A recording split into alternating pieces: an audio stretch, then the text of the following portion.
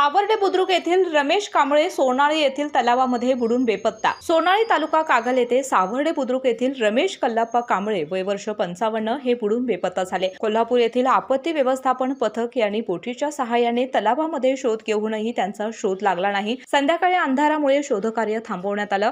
यावेळी समजलेली हकीकत अशी की पिराजीवाडी येथे गवत भरण्यासाठी मयत कांबळे हे आले होते। यावेळी गवत भरल्यानंतर अंघोळीसाठी ते आपले मित्र अजय कांबळे यांच्यासह तलावामध्ये पोहण्यासाठी गेले होते।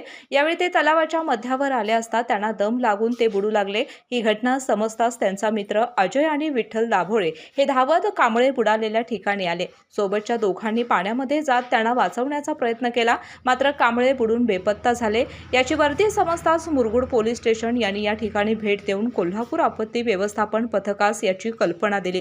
पथकाने तब्बल 4 तास शोध घेऊनही कांबळे सापडले नाहीत। दरम्यान शनिवारी पुन्हा मोहीम चालू करण्यात आली आहे।